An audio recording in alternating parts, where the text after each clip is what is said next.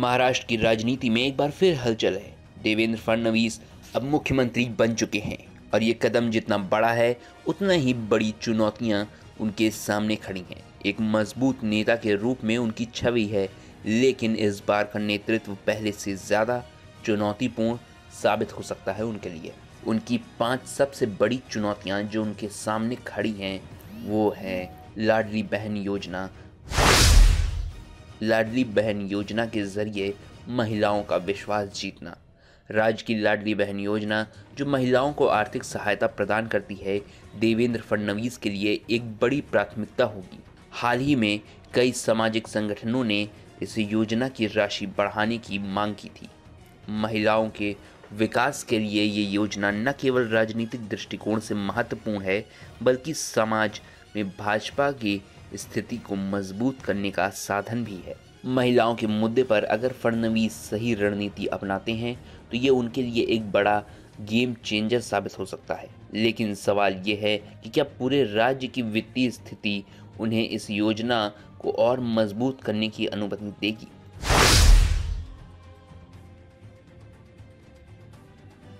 BMC का चुनाव महाराष्ट्र की राजनीति में सत्ता का सबसे बड़ा खेल है। शिवसेना का वर्षों से बीएमसी पर कब्जा है और भाजपा इसे तोड़ने के लिए जोर शोर से तैयार है। फडणवीस को शिंदे गुट और भाजपा के संगठन को मजबूत करना होगा। मुंबई के नागरिकों की समस्याएं जैसे जल निकासी, कचरा प्रबंधन और यातायात सुधार पर ध्यान केंद्रित करना होगा और उनकी प्राथमिकता इसी के इर्द गिर्द होनी चाहिए। अगर भाजपा इस चुनाव में सफल होती है तो ये महाराष्ट्र में उनकी पकड़ को और मजबूत कर देगा।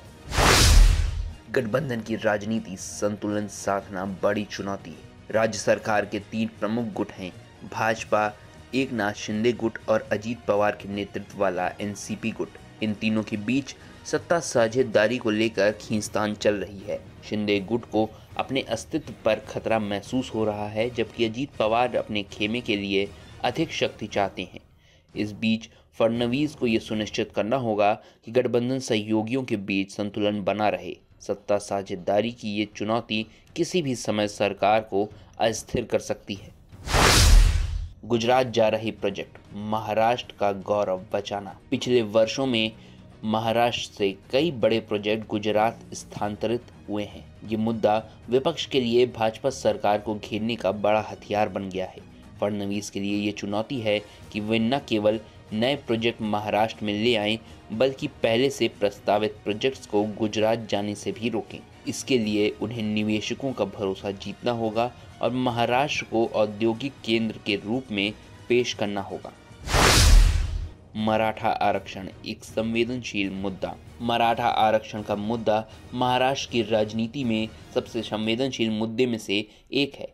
ये समुदाय राज्य की आबादी का बड़ा हिस्सा है और उनके समर्थन के बिना कोई भी सरकार लंबे समय तक स्थिर नहीं रह सकती। फडणवीस को इस मुद्दे पर संवेदनशीलता से काम करना होगा। उन्हें एक ऐसा समाधान खोजना होगा जो कानूनी और सामाजिक दोनों दृष्टिकोण से स्वीकार्य हो। अगर वे इसमें सफल होते हैं तो उनके नेतृत्व क्षमता का एक बड़ा प्रमाण होगा। फडणवीस की छवि एक कुशल प्रशासक और सख्त नेता की है। उनकी नेतृत्व क्षमता और राजनीतिक चतुराई ने उन्हें महाराष्ट्र की राजनीति में सबसे प्रभावशाली नेताओं में से एक बना दिया है। लेकिन इस बार की चुनौतियां पहले से कहीं बड़ी हैं और जटिल भी हैं। बीएमसी चुनाव उनके लिए सत्ता का सबसे बड़ा टेस्ट होगा। अगर वे इस चुनाव में भाजपा को जीत दिला पाते हैं तो ये उनकी लोकप्रियता को बहुत ज़्यादा बढ़ा देगा। देवेंद्र फडणवीस के सामने चुनौतियां जितनी बड़ी हैं, उनके पास अवसर भी उतने ही व्यापक हैं। अगर वे इन 5 प्रमुख मुद्दों को प्रभावी ढंग से संभालते हैं तो ये न केवल उनकी व्यक्तिगत छवि को मजबूत करेगा, बल्कि महाराष्ट्र में भाजपा की स्थिति को भी और अधिक स्थिर बनाएगा। लेकिन अगर वे इन चुनौतियों से निपटने में असफल रहते हैं तो ये उनके नेतृत्व के लिए एक बड़ा झटका हो सकता है। महाराष्ट्र की राजनीति में सत्ता का ये खेल अभी भी जारी है और फडणवीस को हर कदम सोच समझकर उठाना होगा। देवेंद्र फडणवीस एक बार फिर से महाराष्ट्र के मुख्यमंत्री बन चुके हैं, लेकिन इस बार का नेतृत्व कांटों का ताज है।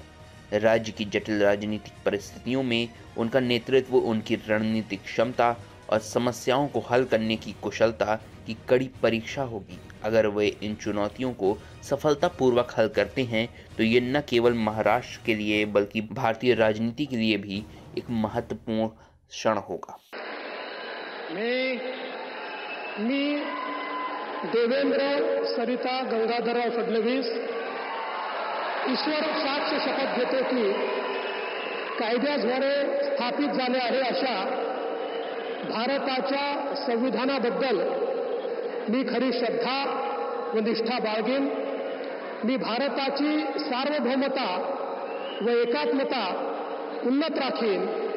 मी महाराष्ट्र राज्याचा मुख्यमंत्री म्हणून माझी कामे निष्ठापूर्वक व सत्सद विवेक बुद्धीने पार पाडेन आणि संविधान व कायदा यानुसार सर्व तऱ्हेच्या लोकांना मी निर्भयपणे व निपक्षपातीपणे तसेच कोणाच्याही विषयी ममत्व भाव किंवा आकस न बाळगता न्याय वागणूक देईन।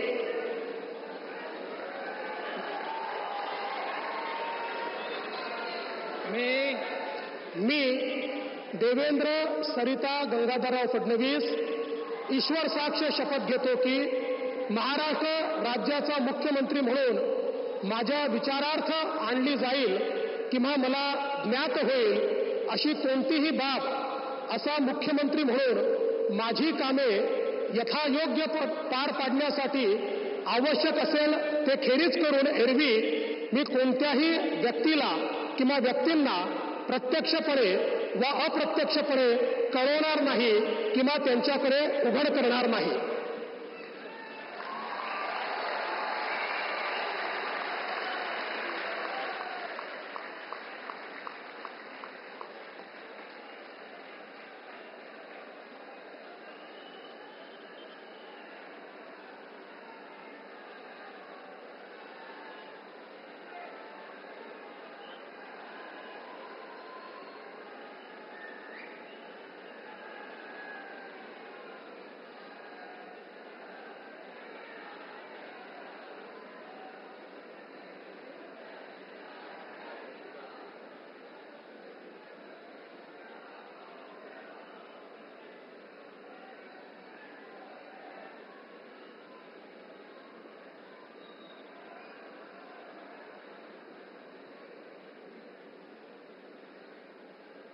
माननीय राज्यपाल महोदय, माननीय मुख्यमंत्री यांना पुष्पगुच्छ देतील।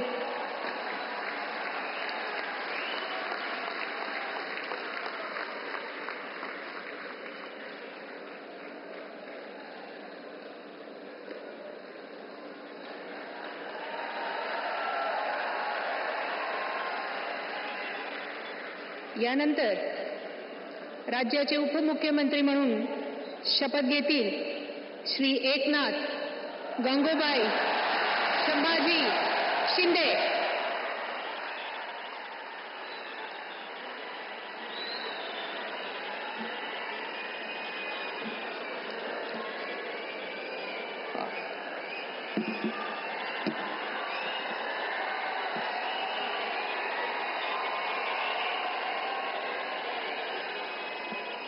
हिंदू हृदय सम्राट बाळासाहेब ठाकरे यांना वंदन।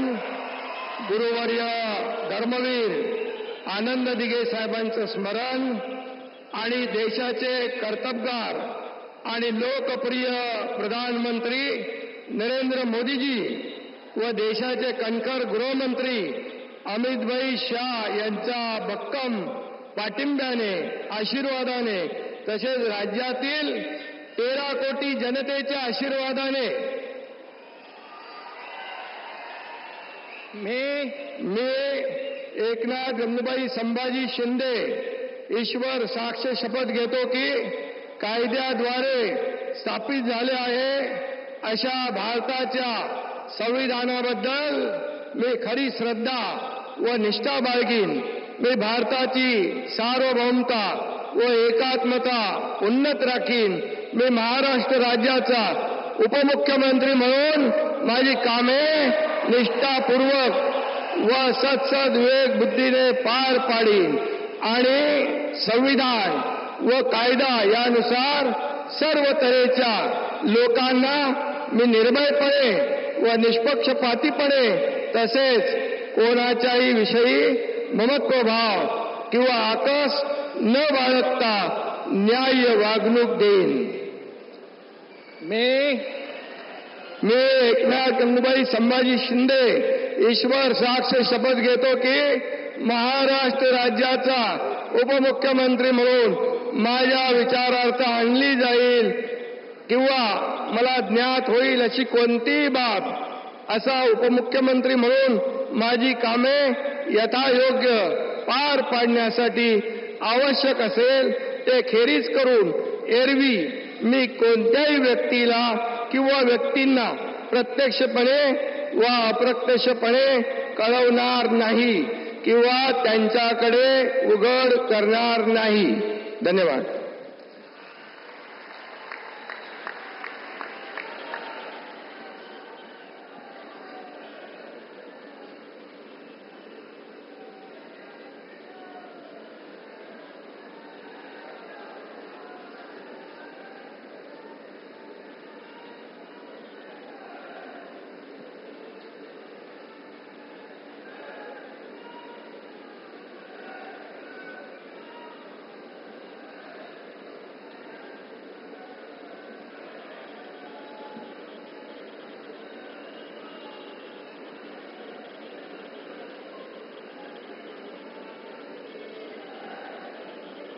माननीय राज्यपाल महोदय, माननीय उपमुख्यमंत्री महोदय यांना पुष्पगुच्छ देतील.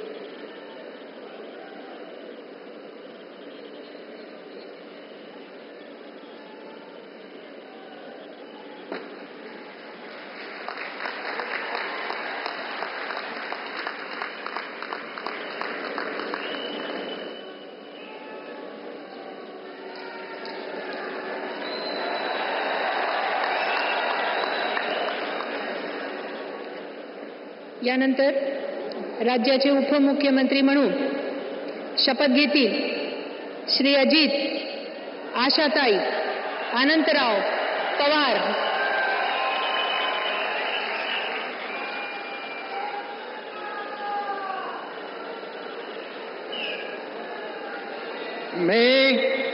मी अजित आशाताई अनंतराव पवार गांभीर्यपूर्वक प्रतिज्ञा करतो की कायद्याद्वारे स्थापित झाले आहे अशा भारताच्या संविधानाबद्दल मी खरी श्रद्धा व निष्ठा बाळगीन.